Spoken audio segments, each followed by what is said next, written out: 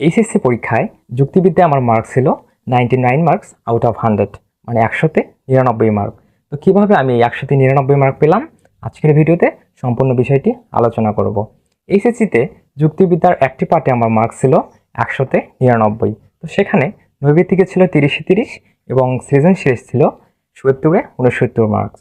তো আপনাদের কাছে বিষয়টি অবিশ্বাস্য মনে হতে পারে, কিন্তু বিষয়টি আসলে 100% সত্য। আমি নিজেই এর প্রমাণ। আমি নিজেও আমার মার্কশিট দেখার পর পুরাই অবাক ছিলাম। হাউ ক্যান পসিবল ইট, কী করে সম্ভব এটা, আনবিলিভেবল মার্ক। তো যাই হোক, আমি নিজে যেহেতু পাইছি, আপনারাও পাবেন। জাস্ট কিছু টেকনিক অ্যাপ্লাই করতে হবে। শুধু যুক্তিবিদ্যা নয়, প্রত্যেকটি বিষয়ে সৃজনশীলে সর্বোচ্চ মার্ক পাওয়ার জন্য এই বিষয়গুলো জানা জরুরি। তো এই টেকনিকগুলো আমাদের অবশ্যই জানতে হবে। তো চলো মূল ভিডিওতে যাওয়া যাক। তো টেকনিকগুলো বোঝানোর জন্য আমি একটি সৃজনশীল প্রশ্ন লিখে রাখছি।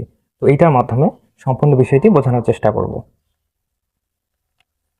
তো শুরুতেই নাম্বারিং করে নিতে হবে। তো প্রশ্নে যেটা নাম্বার থাকবে ওইটা লিখতে হবে। তো আমাদের এখানে আছে 1, আমরা লিখলাম 1 নং প্রশ্নের উত্তর। তখন আসো ক নং প্রশ্নে, আমরা ক নং প্রশ্নের উত্তর করব। লিখলাম ক। দেয়া আছে অনুপমের বাবার পেশা কি ছিল।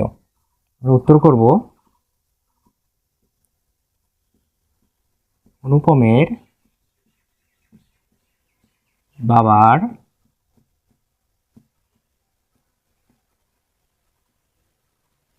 পেশা ছিল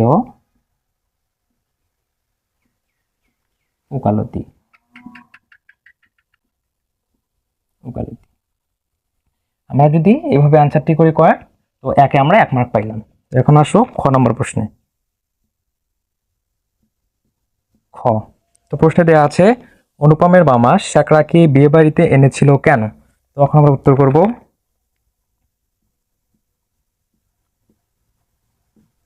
অনুপমের মামা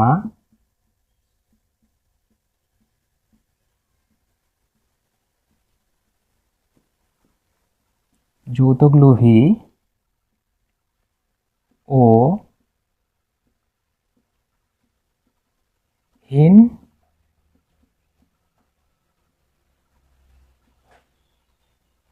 মানসিকতার হওয়ায়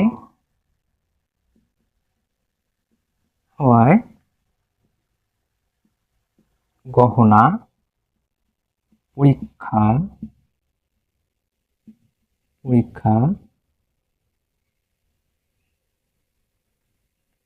করার জন্য শ্যাকরাকে সাথে নিয়ে এসেছিল।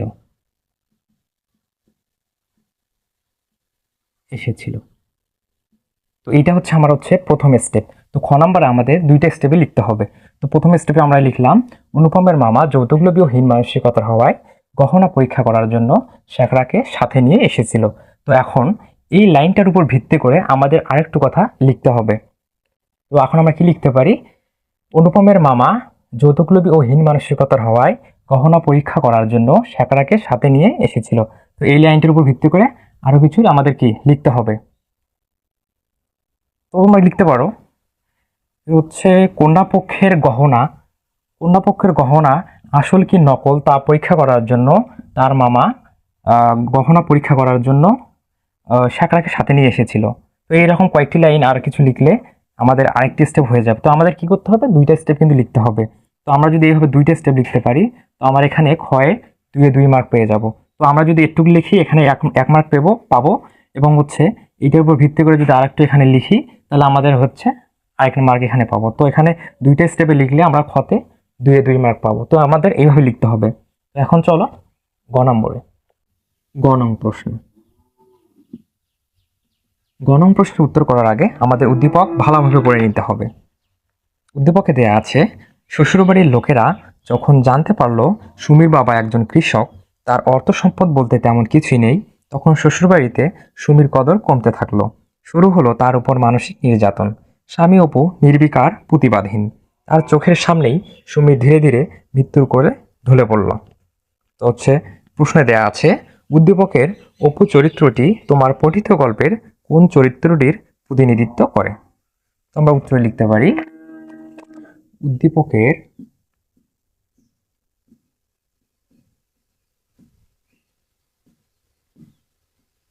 উদ্দীপকের অপু চরিত্রটি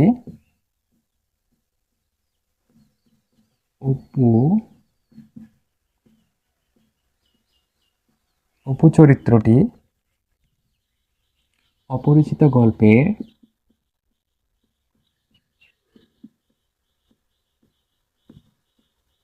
অপরিচিত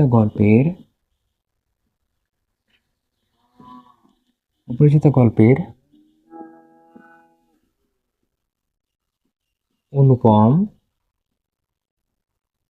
অনুপম চরিত্রের প্রতিনিধিত্ব করে। অনুপম চরিত্রের প্রতিনিধিত্ব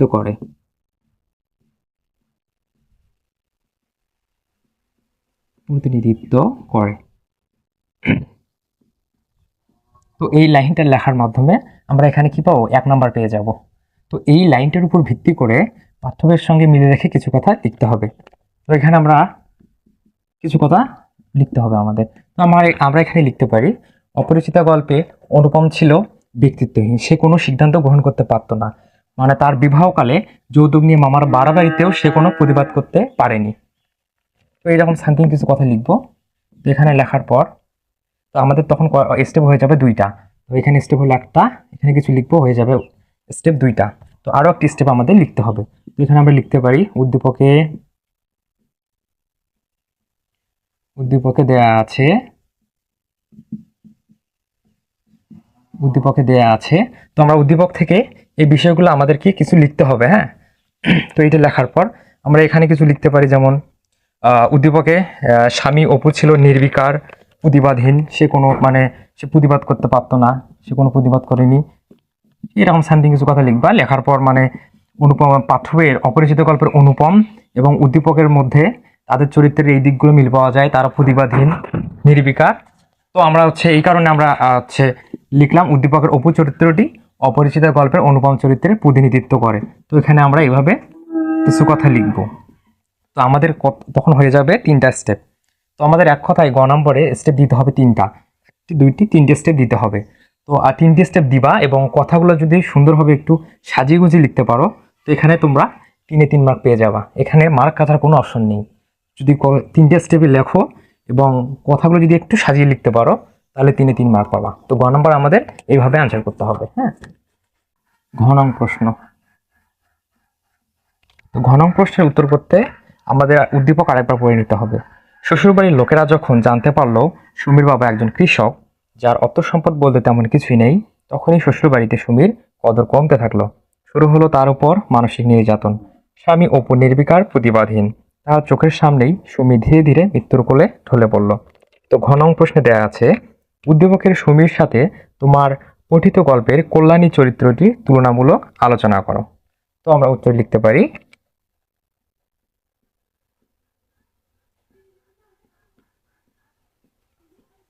উদ্দীপকের সুমির সাথে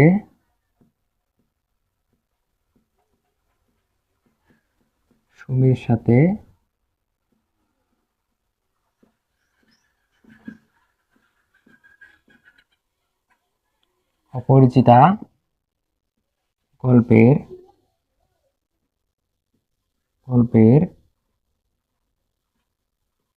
কল্যাণী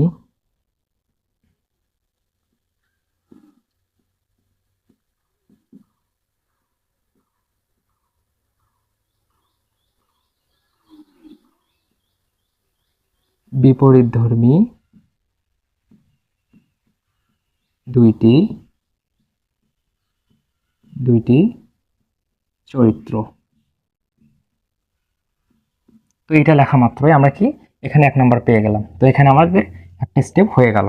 তো এখন এই লেখাটার উপর ভিত্তি করে পাঠ্য বই থেকে কিছু অংশ আমাদের লিখতে হবে। যেমন আমরা লিখতে পারি অপরিচিতা গল্পে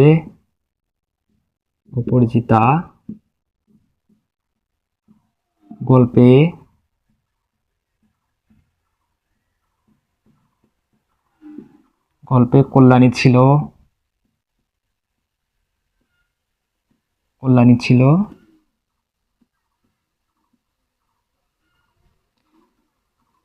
আত্মসচেতন,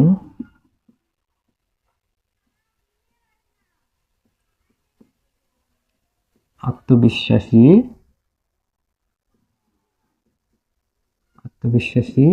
এবং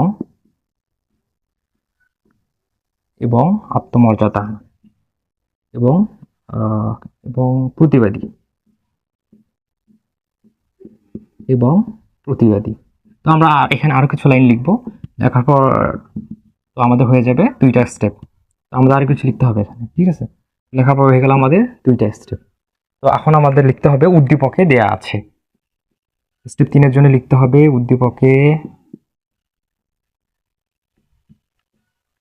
উদ্দীপকে দেয়া আছে। তো উদ্দীপকে যেটা দেয়া আছে ওইখান থেকে আমাদের কিছু লাইন লিখতে হবে। তো এখানে দেয়া আছে, প্রশ্ন দেওয়া আছে উদ্দীপকের সুমির সাথে তোমার পঠিত গল্পের কল্যাণীর চরিত্রটি তুলনামূলক আলোচনা করো। তো আমরা উদ্দীপকে দেখতে পারি, এখানে আমরা লিখতে পারবো হচ্ছে সুমি চরিত্রটি মানে হচ্ছে যৌতুক প্রথার নির্মম মানসিক নির্যাতনের শিকার। তো এরকম কিছু লিখতে পারো।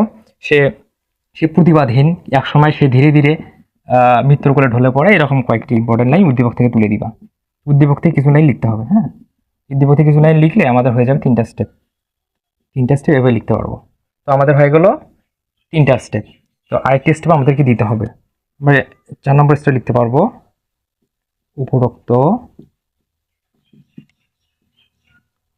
আলোচনার ভিত্তিতে বলতে পারি, আলোচনার ভিত্তিতে